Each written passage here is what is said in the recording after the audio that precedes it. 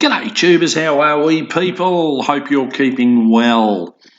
Here we go on this little Villiers. It's a lightweight alloy 75cc engine. It's not a stationary engine, it's off a motor or whatever you want to call it.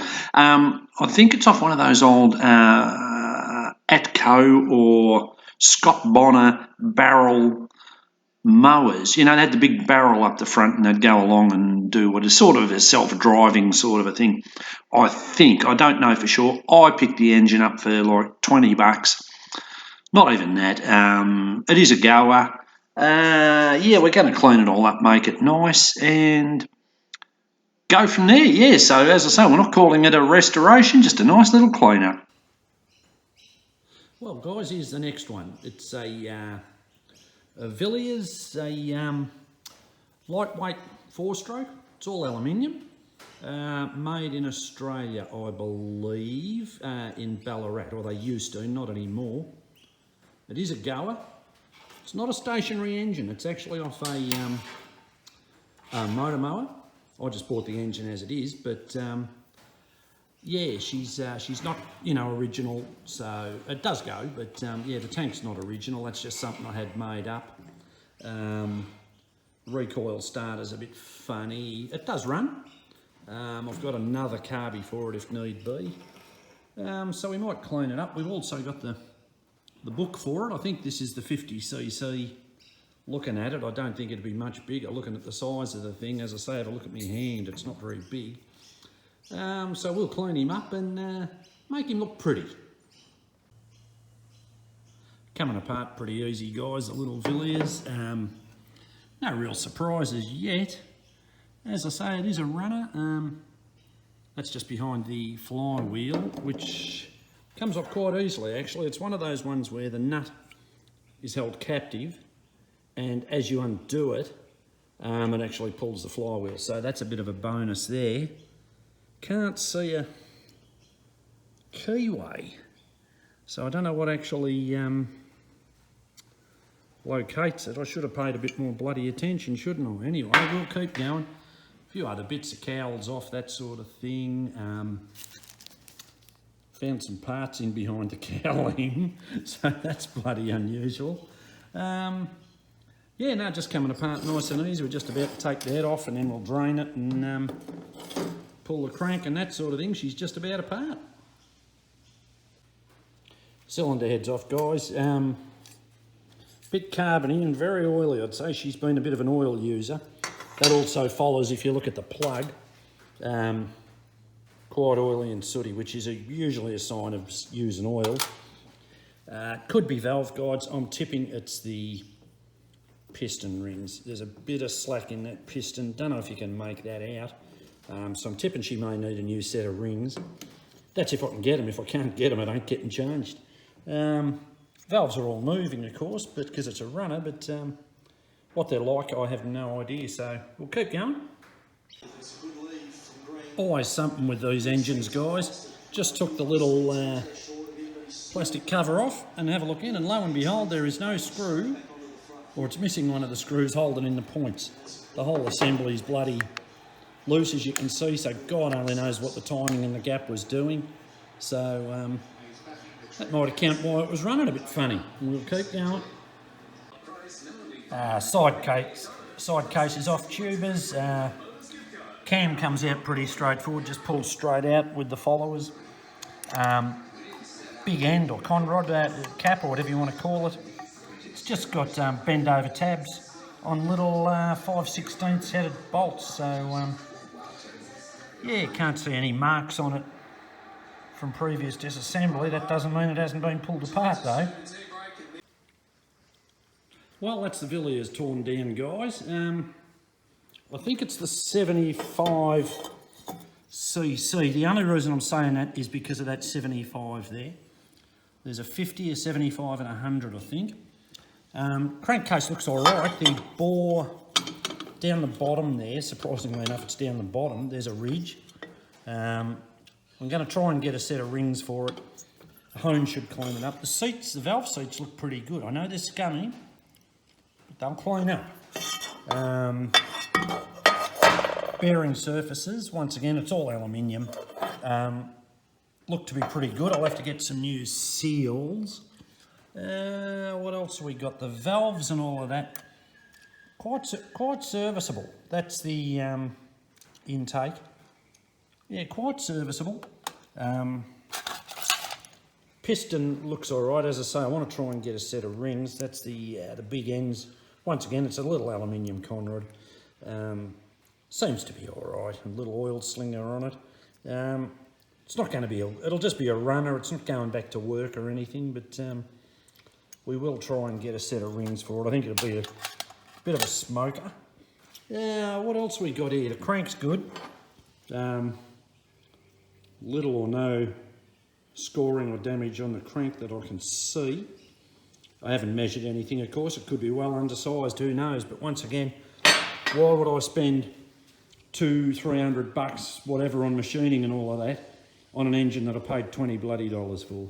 So anyway, I'll see if I can get a set of gaskets for it. I don't know. Breaker plate, all that needs to be checked right out. As I say, it's not 100% complete, this one, so I'm not going to try and do it too original. There'll be a few little custom touches, nothing much, but yeah, now, same old story. Start cleaning the parts, guys. Just cleaning up the little breaker plate, guys, and just doing up the lead a little bit. Just put a bit of heat shrink over the end there and there. That was worn right through to the inner core or the copper, so rather than change the whole lead, I just put a bit of heat shrink on it. You'll never see it, and it'll be insulated. Cleaned up the main body and all that. Now, how wrong people can be, especially me. Remember I told you when I pulled it apart, I said, oh look, the point screw's missing. If you look at that, that lines up perfectly with this little thing, which goes down in through there and lines up with the point screw to secure it, and that's also a little window that you turn around and you can adjust the points. So here I am, thought I was being smart and found something wrong, and completely the opposite case. So I'm the one that's learning here, and that's what it's all about. Slowly getting there with the parts, guys. We've gone for yellow. Yeah, I know. Yeah, just done a bit, well, we did a bit of powder coating on that cowling and the backing plate for it. Cleaned up all the block, that just sits there like so, so it should look different, you know. Give the cylinder a bit of a hone. There's still a bit of a ridge. I don't want to go too far. I can't get new rings for it. So we're just going to have to put back what's there. Seats came up beautiful. I was surprised, they're very good actually. As I say, a lot of parts to clean up. I have to make my own gaskets. That one there, for example. Head gasket, I don't know yet. I might be able to get away with the original. Valves lapped up beautifully. Yeah, it came up nice. Oh, that's the air cleaner. That's the back of it. Exhaust has just been done in VHT black. Cleaned up all the points and that, as you know. We'll bung a new plug in it. Cleaned up the nuts and bolts. Just a light sort of polish, nothing real, you know, real bloody extensive on it. That's the intake manifold. Over here we're just doing the, just in the process of doing the carby and the pull start. A few other bits and engine components to clean up. I'll clean them as I put them in. We're just doing some ultrasonic cleaning of the